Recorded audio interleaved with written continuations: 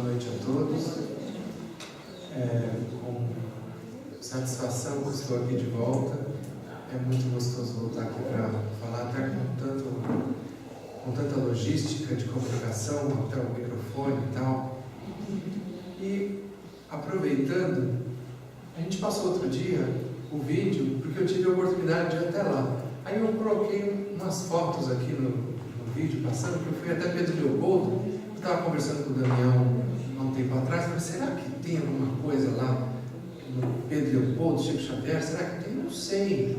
Mas será que tem? Eu perguntava, vamos ver. Aí eu fui lá e tem mesmo, porque tem a casa dele, que mostrou no começo, que chama a Casa de Chico Xavier, que ela ficou de herança para a sobrinha dele, e aí acabou sendo comprada por um empresário que mantém a casa original, reformou.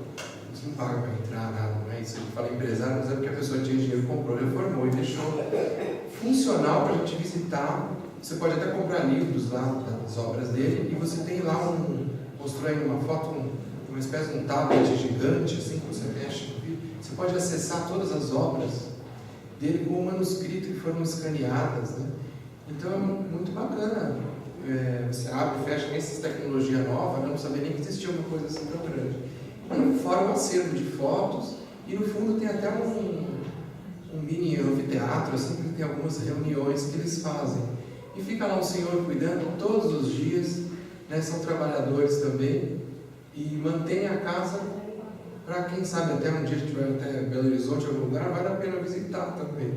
É mais uma... E eu tive a curiosidade também, que eu fui lá só porque eu queria ver isso, que apareceu aí, tem um riozinho aí, alguma coisa. Eu queria saber onde é que foi que o Chico encontrou a primeira vez lembrando. E eu consegui achar lá. E coincidentemente, eles lá estão fazendo um memorial bem em frente ao lugar onde eles se encontraram. Ainda não está assim muito bonito, não tem nem placa nem nada, mas as obras estão lá, até no final assim passa uma foto.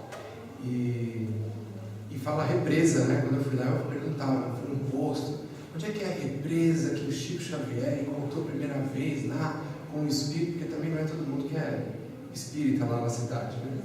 Tal, moço, aqui não tem represa, não só não, mas é um lugar, um rio, alguma coisa, na verdade tem uma fotinha, uma represa é uma pequena barragenzinha assim nesse rio que começa entrando na cidade. Realmente não tem represa, mas acabei achando lá e tem gente que tem até um sofá ali, porque acho que tem gente que vai ali e senta ali, fica naquela imagem, aqui tinha um sofá ali, eu fiquei impressionado. Não tirei a foto porque eu não achei muito bonito, mas eu acho que depois, quando o memorial estiver pronto, aí isso que eles vão dar uma limpadinha ali, né, deixar mais natural. Com cara de represa. Com cara de uma represa, né? Mas tudo bem, era só para comentar com vocês. E hoje nós vamos falar do livro Fonte Viva, a carta que Paulo escreveu aos Coríntios a respeito do nosso Cristo redimido. É uma carta onde ele relata, ele pede na carta que nós não nos coloquemos, o personalismo não entre no nosso servilismo, né? Nossa serventia a Jesus. Então, a princípio, parece até a gente analisando hoje como espírita, hoje aqui em 2012, isso aqui a gente tem que voltar ao pensamento, a dizer que nós trabalhamos no espiritismo, nós não devemos colocar a nossa vontade, não devemos interferir na palavra de Jesus, e dessa forma eu nem fiz até a apresentação hoje, eu fiquei assim completamente comovido mesmo, porque muitas vezes nós colocamos a nossa vontade, isso aí é um fundinho de ego, né? É um fundinho daquela vontade de crescer um pouquinho mais, eu estudo mais, eu faço mais. A palavra do Cristo, ela não tem que ser acrescentada. Nós devemos buscar as bases, é isso que a carta de Paulo nos remete. Quais foram as atitudes de Jesus? Em algum momento ele julgou? Em algum momento ele interferiu? Então, até na opinião aqui, eu vim falar a vocês, olha, o nosso trabalho de cristão, quem é o cristão? O cristão é aquele que acredita no Cristo. Sim, oficialmente, aí fora, quem é um cristão é quem acredita que existiu Jesus, porque outras religiões às vezes nem conhecem. Oficialmente não existiu para eles. Só que para nós, o cristão é aquele que trabalha em favor das palavras que ele trouxe, do exemplo que ele trouxe. E isso merece um estudo muito maior de cada um, não de acrescentar. Hoje nós temos muita coisa de autoajuda, muitas coisas que interferem até naquilo que ele trouxe como base. O Evangelho, se nós formos lembrar assim rapidamente do Evangelho, vamos lembrar no capítulo o dever, por exemplo. Nós vamos ler aqui capítulo, qual o dever de cada um de nós? Ou então o homem de bem, perfeito também para se encaixar, porque mais importa a nossa atitude no nosso dia a dia, a nossa reforma íntima, a nossa transformação, do que muito mais do que aquilo que a gente vai passar para outra pessoa. Porque a nossa grande função não é simplesmente converter as outras pessoas, nós estamos nos convertendo. É aquela história que quando vem aqui alguém falar aqui na frente, ele sempre fala: olha, o que eu estudei hoje caiu como uma luva para mim, porque justamente nós vamos estudar para nós mesmos. Nós temos que nos transformar a nós mesmos. E aí, aonde chega isso a vocês, por exemplo, na posição de assistidos? Né? Eu vou lá assistir uma palestra, alguma coisa que me toque. Também interfere não só naquele que trabalha, porque aquele que trabalha para o Cristo, ele vem para aprender, para ajudar e para servir. É assim que diz na carta de Paulo: aprender, ajudar e a servir. Então a gente aprende fazendo o Evangelho em casa, ouvindo outros grandes palestrantes que nos vêm ajudar e a servir. Está implícito não só no trabalho da casa espírita, como também no nosso dia a dia em casa. Isso todo mundo já sabe e merece ouvir novamente, merece repensar sobre isso, porque até mesmo no nosso trabalho, uma pessoa com dificuldade maior, é muito mais comum você ouvir: lá vem aquela pessoa, você agora está com um grande problema, aquela pessoa só dá trabalho. É nessa hora que cai como uma luva a serventia do cristão, de entender todos aqueles mandamentos que existem no Evangelho, de amar o inimigo, respeitar o próximo, amar aos outros, o amor de uma forma geral.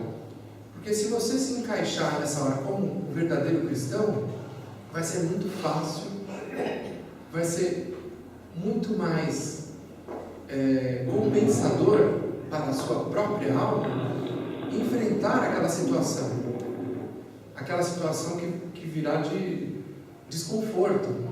Por exemplo, agora eu sou funcionário público e eu estou lá só atendendo pessoas no setor de reclamação, e aí vem: eu não vou atender essa pessoa, vai você, porque é essa hora que você tem que se vestir e vai lá como cristão. A força que você ganha por estar do lado da serventia que Jesus trouxe é tudo aquilo que você precisa de energia para passar por aquela etapa. Por mais que seja chata para alguns, para você pode ser algo de crescimento. E nos comentários de Emmanuel, ele enfoca justamente isso. Porque se nós servimos ao Cristo, não a nós vamos servir não ao nosso personalismo. E o Cristo é quem sabe aquilo que nós precisamos para crescer. Então, se foi nos enviar aquela pessoa difícil do setor de reclamações, é aquele momento que nós vamos aproveitar para crescer com a paciência e desenvolver a habilidade de transformar aquela pessoa também. Não só, olha, você precisa ler o Evangelho, não. Com as nossas atitudes de paciência, de serventia e de ser assim útil àquela pessoa, pode ser que ela mesma encontre em você um porto seguro. E esse é o porto seguro do cristão, que vem para trabalhar, para aprender, para ajudar e para servir. A gente aprende como lidar com uma pessoa difícil e a gente acaba servindo para ela também se encontrar nesse nosso porto seguro. E a dificuldade de encontrar o porto seguro, ela está sempre dentro de nós. Porque além das oportunidades que aparecem, nós somos chamados a esquecer essa serventia de ser o cristão. É aquela pessoa que veio antes e essa aí eu não vou atender, atende você porque você está me devendo uma. Então, você não se contagia com essa dificuldade. Você não se contagia, você tem razão, uma pessoa tão chata, você tem razão. Não podemos nos contaminar. Se nós nos lembrarmos das atitudes de Jesus, se nós nos lembrarmos das atitudes dos apóstolos, ou do cristão lá naquela época, que eles aprenderam diretamente com Jesus, nós vamos ter aquele impacto. Ah, mas era outra época. Nós estamos em 2012 agora, é muito diferente. É diferente, mas deveria estar para melhor, porque nós já tínhamos que ter aprendido muito mais do que naquela época. E hoje eu não vou encontrar ninguém que vai ser jogado aos leões e vai ser tão firme na sua posição de suportar uma arena de leões. Então, dessa forma, vamos nos lembrar das nossas imperfeições, porque durante essas imperfeições que somos chamados, vamos chamar essa próxima semana, em algum determinado momento do dia, nós vamos ter aqueles vícios de imperfeições nos chamando, nos desviando do caminho natural, que é o chamado de Jesus, é o chamado de seus apóstolos, de nossos mentores, que nos orientam a nos transformar. Essa transformação, ela não é assim tão simples como atender alguém no balcão de reclamações. Ela é bem mais difícil. Nós temos uma grande dificuldade para encarar as nossas imperfeições. Elas estão dentro de nós como algo pegajoso. Se nós fôssemos limpar, é aquela coisa de tentar limpar uma coisa engordurada que sem detergente.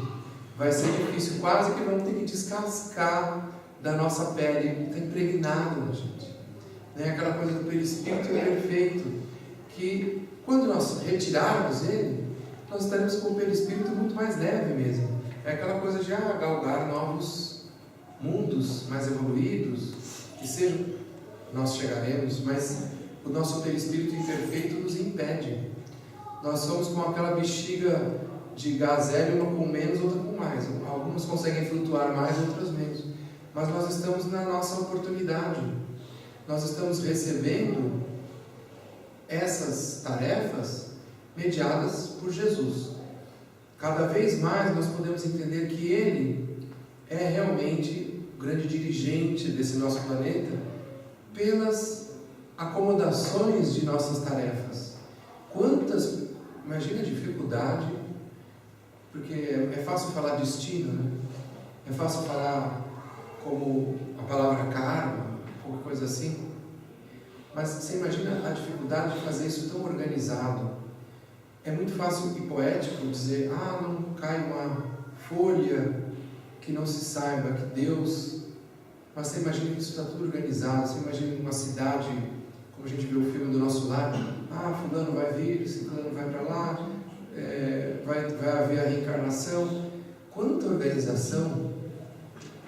Se tivesse toda essa organização no nosso país, quanto de benefício não teria? Mas é para isso que a gente vai buscando, né? Nós pretendemos que o nosso país também seja como lá em cima, né, nas cidades espirituais, muito mais organizado, mas não basta só a organização, precisa também que todos nós estejamos unidos, mas na palavra de Deus, nos atos de Jesus e nas acomodações que o Espírito necessita para se transformar. Acho que ela está começando de novo, mas eu acho que era essa a grande intenção dessa carta aos Coríntios. Para nós, hoje em dia, é essa serventia. Vamos domar as nossas imperfeições, que é a nossa reforma íntima, mas sempre lembrando quando nós poderemos servir a Jesus. De que maneira? Às vezes é enfrentando uma situação desagradável, às vezes é aguentando aquele familiar mais complicado, o chefe, tudo aquilo que a gente comenta de aflição, Isso pode estar envolvido na nossa batalha do dia a dia. E quem sabe a gente vai vencer depois de fazer isso N vezes. Porque não vai ser uma vez só. Não basta só uma vez você ir lá fazer uma prova, passou. Como tirei carteira de motorista, fui lá, passei, pronto, pode sair com 120, que tanto faz. Já tirou a carteira mesmo? Não. Essa transformação, ela é definitiva. Por isso que ela é tão difícil. Às vezes parece que a gente aprendeu, mas às vezes não aprendeu, não. A gente só se fez uma vez certinho, mas precisa muito mais. Até sentir com um espírito diferente, com um espírito diferente, e fazer aquilo, como diria a gíria, né? Com o pé nas costas. Porque sente daquela maneira. Agora nós não sentimos assim. Nós batalhamos para ser assim. Em determinado momento, com a evolução do espírito, nós vamos ter isso já incrustado na nossa alma, e nós estaremos aqui para dar exemplo. Quem sabe vir um dia como Chico Xavier, como missionário, apesar que ele também, que dificuldade a vida dele, e ele lá firme. Será que a gente conseguiria fazer 1 ano da vida dele, reproduzir em nós mesmos? Que dificuldade! Mas a dificuldade não pode ser assim um empecilho para o que a gente quer, né? Para o nosso objetivo. É que nem aquela figurinha lá que tem lá, as nossas metas estão lá, mas quantas coisas vão atrapalhar as nossas metas, né? Nós precisamos, como ajuda, buscar o Evangelho, buscar ir ao centro espírita, ouvir palavras, ler livros, para nos firmar no dia a dia, para que aquele dia a dia não nos engane com as nossas imperfeições.